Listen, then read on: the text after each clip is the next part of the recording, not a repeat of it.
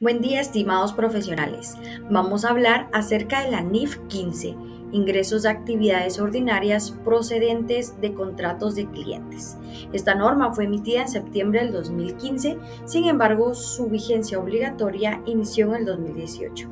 Esta norma sustituye la NIF 18, ingresos ordinarios.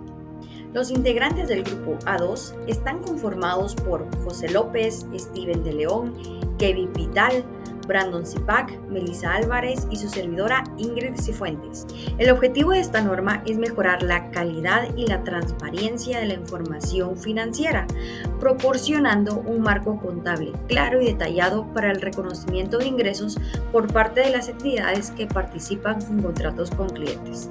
También establecer principios claros y detallados para determinar cuándo y en qué cantidad una entidad debe de reconocer los ingresos basados en las transferencias de bienes o servicios de los clientes, con el objetivo de reflejar de manera más precisa la generación de ingresos en los estados financieros de las entidades. Alcance. Esta norma abarca la contabilización de ingresos procedentes de contratos con clientes, a menos que dichos ingresos estén contemplados en otra NIF en específico. A continuación detallaré unos aspectos claves dentro del alcance de la NIF 15. Contratos con clientes, transferencias de bienes o servicios.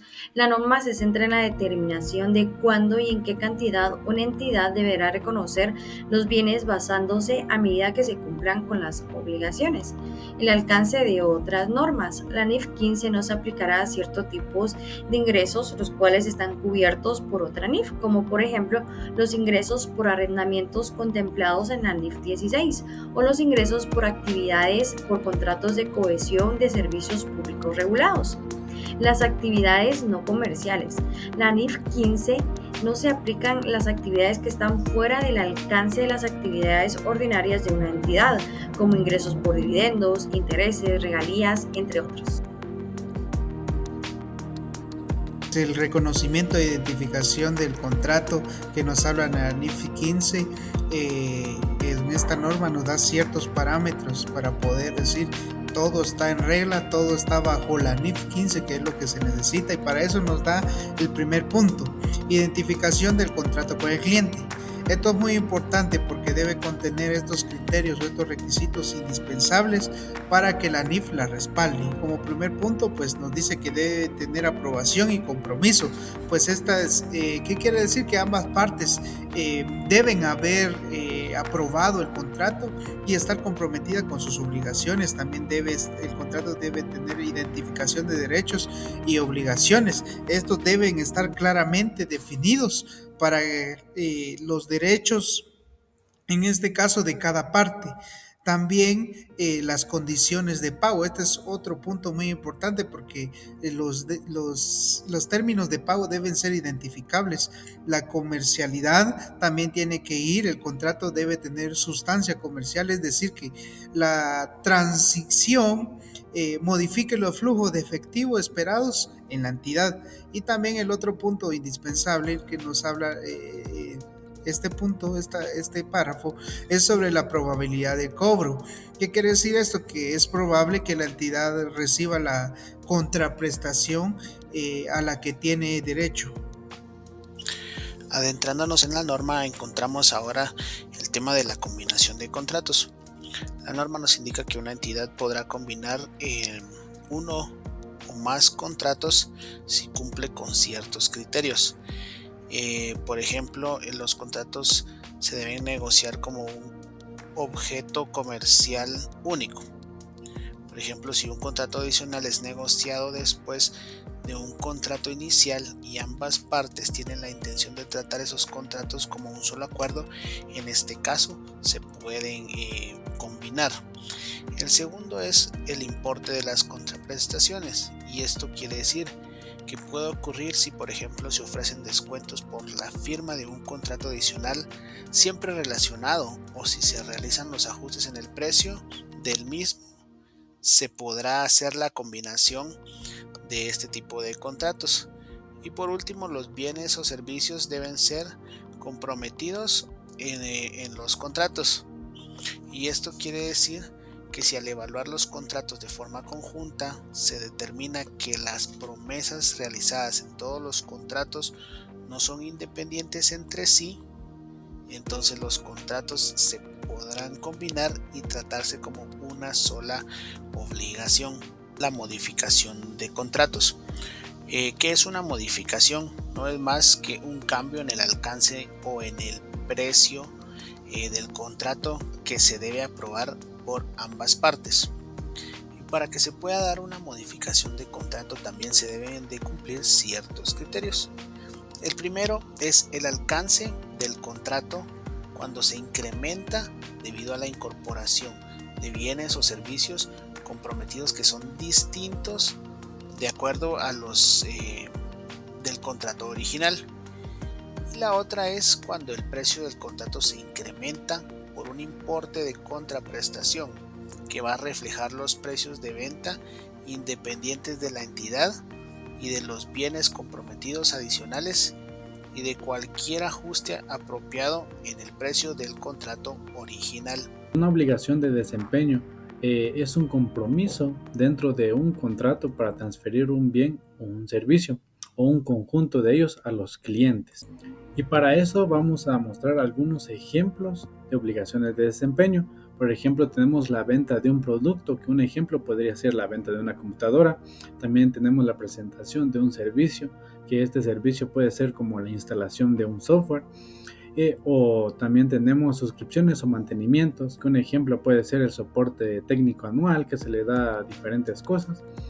Y pues también tenemos otro ejemplo que es la entrega de múltiples bienes o servicios en distintos momentos. Ejemplo, cuando se entrega una consultoría, pues se entrega en diferentes fases. También tenemos un ejemplo cuando es un contrato múltiple de obligaciones de desempeño. Entonces, por ejemplo, vamos a hablar sobre la entrega de una maquinaria, ¿verdad? Que este sería el bien tangible. Segundo sería la instalación y puesta en marcha, que es el servicio adicional.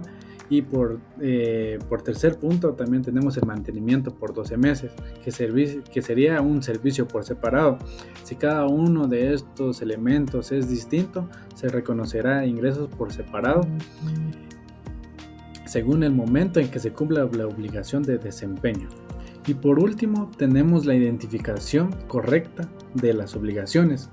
Una identificación correcta de las obligaciones de desempeño asegura que se reconozcan los ingresos en el momento adecuado.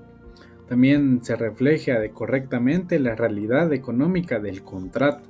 Una obligación de desempeño se considera satisfecha cuando la entidad transfiere el control del bien o servicio comprometido al cliente.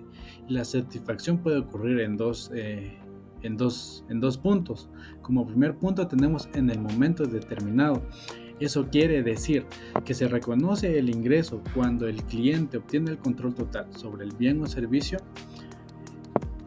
Esto suele ocurrir en la venta de bienes físicos. Como segundo punto tenemos a lo largo del tiempo, que es de manera progresiva, como lo dimos en el ejemplo anterior en la consultoría, va por diferentes fases. Por último hablaremos sobre la importancia que tienen las obligaciones de desempeño. En resumen, la satisfacción de las obligaciones de desempeño en la NIF 15 determina cuándo y cómo se reconocen los ingresos, asegurando que reflejen fielmente la entrega del valor al cliente. Para la medición de la progresión, la entidad debe medir la progresión hacia el cumplimiento de las obligaciones de ejecución a lo largo del tiempo para reconocer los ingresos ordinarios conforme se avanza en la transferencia del control de bienes o servicios al cliente. Y para esto se aplicará un único método de medición para cada obligación de ejecución. Y este método será consistente en obligaciones similares y en circunstancias parecidas. Entre los métodos para medir la progresión existen dos. Sería el método basado en el producto, que mide el progreso según el resultado tangible entregado, y el método basado en los insumos, que mide el progreso en función de los recursos invertidos o utilizados para cumplir la obligación. Entonces, al elegir el método adecuado, la entidad debe considerar la naturaleza de los bienes o los servicios prometidos al cliente, ¿verdad? Y no solo se incluyen en la medición aquellos bienes o servicios cuyo control haya sido transferido al cliente. Además, para la actualización de la medición, si las circunstancias cambian, la medición de la progresión debe ser actualizada para reflejar los nuevos resultados. Entonces, estos cambios se consideran en ajustes a las estimaciones contables conforme a la NIC 8. Asignación del precio de las transacciones de las obligaciones de desempeño.